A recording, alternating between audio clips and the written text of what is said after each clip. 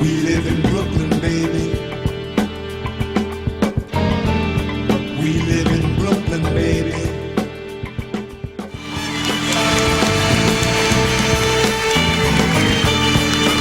Another quick thumb by our engineer 8. Welcome back to us, ladies and gentlemen. Skilla Sauce and Ken and Insanity Check Radio. I was kind of hoping we would have the theme to welcome back Carter playing for when we came back. Oh, you have to prep this motherfucker for sure. Yeah, I realize that shit. It's too much work for this thing. But so welcome back. It's been how long? It's been like a month. A month, yeah, 4 weeks. A month hiatus. And I don't know about you, but I've been actually having people comment and say, "Yo, what happened to the show? You guys still doing the show?" Matt. As a matter, I was actually didn't you people read? I was trying to figure out a way to put this shit on YouTube, since that's where most everybody sees the show. I actually did write a post on our YouTube page, but I guess since it wasn't a video, no one saw it or gave a shit. Yeah. But it was on Facebook. I did put it on Google Plus to let you people know that we will be back today. But oh well, we're back. You'll see us. Yeah. You'll be happy again. So I've kind of been on 2 vacations since we were last on the air. But wait a second, aren't you supposed to tell the time and the date? Oh. I never give the damn time. Well, the date is some shit, man. Should I do the weather too? Actually, we do kind of do the weather. Actually, you do kind of do the weather. So anyway, it's been a long time. It's been a long time. It's been a while. I don't know what the hell the date. Oh, December. It's December 3rd. It's December 3rd, everyone. The Christmas season is well underway. Do you get any Cyber Monday shopping done? No, I don't do none. I'm too broke for that shit. Yeah. I was hoping we would actually touch on that Black Friday tomfoolery. Hopefully we'll get to that. Little piece of. Well, no, we could just do that in like a mass. Just interesting things that happened since we were gone. Segments because. And speaking of interesting things that happened, amazingly enough, like I just said, I've been on pretty much 2 vacations since we last did the show, and perhaps the funniest thing that's happened to me since we've been on the air just took place as I was on the way to the show tonight. A word? So I told you there was like a couple of buses. I take a bus to a train to get down here, and there's a couple of buses that were I guess out of service or whatever. Anyway, my bus was packed, and so I'm on the bus. I'm standing there. I'm listening to my tunes as usual because I can't stand the babble and the rabble of fucking the people on the buses. Because God knows what's going to break out, and just fuck up my day. So I'm on there peacefully, and this happened so basically someone did what you're never supposed to do in public transportation, which is what? Crack a fart? Exactly. Jesus Christ. And I knew that's what you was going to say too, because there's always one rank stink motherfucker and that boy, has to do that. Rank and stank it was. I mean, this is one of those mustard gas joints. Oh shit. But about 2 seconds before I smelled this shit, some West Indian woman, and West Indian people have no fucking decorum whatsoever and shit. They'll just say whatever, wherever, and whatever decibel level they choose to. This West Indian woman screamed out, "Jesus Christ!" The shit was so bad, she actually started screaming, back door, back door. She opened the back door. It was a fucking express bus, so it wasn't gonna stop. She then started scrambling for the lever for the fucking window. I thought this bitch was about to dive out of the fucking bus. Was it that bad? It was that bad. So wait a second. Who was the stillest motherfucker on that bus? The bitch next to her. This fucking white woman was just like this. As still as possible, huh?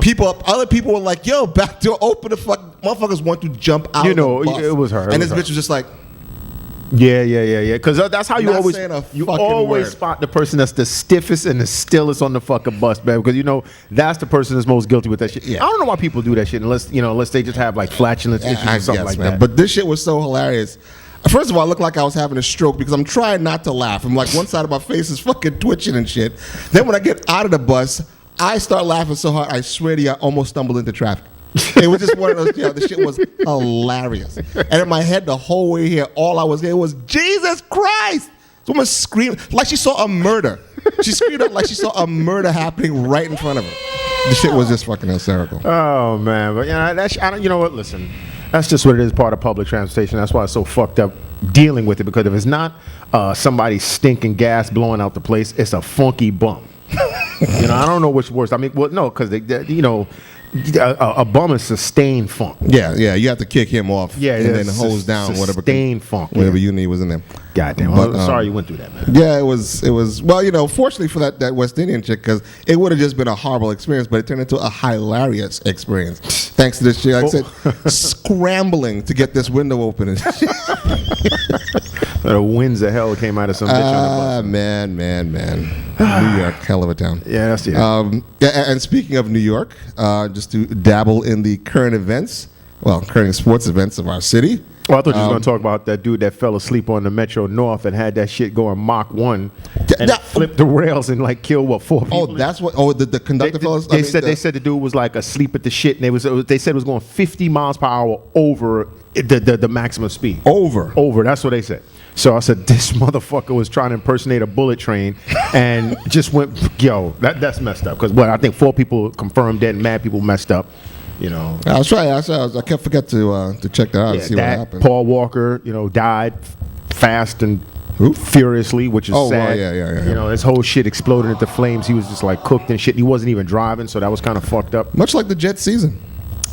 Yeah, you know what? Now, I heard today that he's going to go back to Geno Smith. He's not. Oh, yeah. So you need to brief people. Yeah, they're going to Benny Hill. You need to brief people about exactly what's. Well, fortunately, you just, nothing new is going on. The Jets stink. Rex Ryan needs to be fired like he should have been fired last year. What else? So, Geno, again, we really don't know anything about Geno Smith. We just know that he's not a prodigy because he can't even look halfway decent with the scum and riffraff that is around him called the Jets offensive team. Because I saw that interception. That interception, dude had a play on the ball, and he just, your receivers are bitches. Yeah. Straight up bitches. Because that shit, that dude should have had that. The Jets should have had that. Oh, someone got the rim shot. Was that new? Early Merry Christmas to us. Yeah.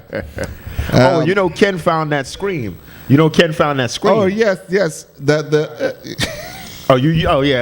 No, how did you come across that terrible scream? For you people don't know what we're talking about. Play it first really quickly. Yeah, whenever someone gets fucked up, that.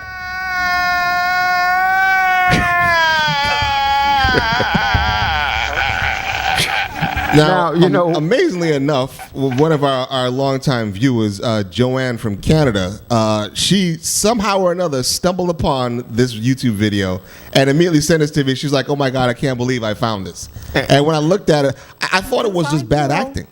But this is from a reality show, right? A bereaved father, right? Yeah. A bereaved father is like, I guess, reconciling with his son. And, I guess below the camera line, his son was squeezing his balls or some shit because this dude is just making this ridiculous noise. But this is him. His son just said some really heartfelt,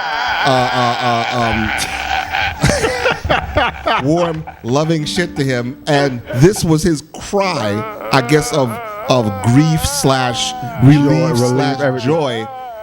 This is the man crying. The only thing is missing is his skin bubbling from the acid, because that's what that shit sounds. It sounds like something terrible. It's hopefully one day we can put a link up just to that, because it's unbelievable. At first viewing, you're gonna be like, "Yo, fuck, this sounds like what would prompt a person to make that kind of anguish cry?" Outside of some severe pain. So that was funny and good up to her for actually finding that shit. But anguish cry of Jet fans are pretty much equal. So basically, like I was saying, I'm a master of the segue, by the way, ladies and gentlemen. As I was saying, the Jets think you can't tell anything about Geno Smith because the offensive team is just horrible. Guys are hurt. The ones that are not hurt stink. Even the defense is failing them. So this kid, Geno Smith, is just basically running around with a chicken with his head cut off. They try to put in Matt Sims, second son of former Giants superstar Phil Sims, your favorite quarterback from back in the day. 199 touchdowns, 1 touchdown from 200. Should have made it to the Hall of Fame. Damn shame. Yeah, and he was just fucking thrown around because the offense is like it. So basically, the Jets, it took them a year. It seems like it's taken them a year, but they're going to finally have to do what I knew they should have done 3 years ago, which is fire everybody responsible for the scum that is the Jets organization and that the team that they're fielding every day. So Rex is probably going to be fired, most likely. Sanchez, he's already on his way out. I mean, he's going to be a career backup at best if he's not drummed out of the fucking league. With the kind of flotsam that's in the league now, he's probably definitely going to get a backup job at the very least. So the Giants stink. No one seems to know why, but Yeah, but the reason is because they never were that good in the first place. Well, they're just not getting all of the lucky. They're not getting the lucky occurrences that helped them in years past. I mean, Eli looks like he's regressed a little bit. Cruz is not breaking free. Their running game is like, that who's that big white dude that used to run over the Jets? Peyton Hillis is off them steroids, so he can't break through them holes no more. So they're stinking. I haven't watched basketball, but I just saw some clips on the news. Please tell that story. Okay, well, I just saw this clip on the news. I thought it was kind of funny. Apparently, Jason Kidd, was cutting his teeth as a first-time coach. By the way, really quickly, I told you so. I told you that the Nets are going to be scum. I know. Geezers, listen, that's not going to help. They bringing in geriatrics and a dude, a first-time dude. There was just a bad combination. And now I understand Paul Pierce jacked his hand up, so he's going to be out for like a month or whatever. And then it was a situation towards the end of the game to where they were out of timeouts. I didn't see the game, so I don't know if they mismanaged the timeout, but they were out of timeouts. So Jason Kidd was like, "Yo, I got to get slick." So he tells his stupid idiot, doesn't realize there's cameras everywhere. He holds the biggest Slurpee 7-Eleven cup of shit he can find right on the edge of the court, and he tells his dude, he told his dude to bump, yo, hit me. Dude bumps into him in the cartoon pratfall. Oh shit, drops the stuff all over the place, liquid all on the floor, and he's trying to use this while they clean up the floor to call a play because they didn't have time to call a last-minute play for Paul Pierce. And slickly enough, I forget which team they was playing. Hey, what team were they playing? Oh, this motherfucker's no help. But in any case, the team that they was playing, they got wise to it, and they actually jumped into the huddle. So it was like, nah, you ain't calling no extra plays here. But I just thought it was kind of funny that he would try some completely conspicuous subterfuge. But, I mean, like Bill Parcells said, if you're not cheating, you ain't trying. So you got to give him props for, at least being innovative and creative. And trying to help the horrible season that is unfolding before his eyes. Other coaches have said, his only mistake was he should have just motioned him, the fact that he mouthed the words, but they said they've done things like that before. Just like Tomlinson trying to say that, in football, the Steelers, it was the Steelers versus the Ravens on Thanksgiving, and the coach of the Steelers, tries to leg whip the dude that's running back the kickoff and shit because he's about to run to the touchdown, and this guy acts like, oh, I don't know where I am, in time and space, and he has his leg in the field of play and then pulls it out of the way at the last second. The dude from the other team tried to veer away from him and went straight into the path of the guys that was chasing and pursuing him, and he got tackled.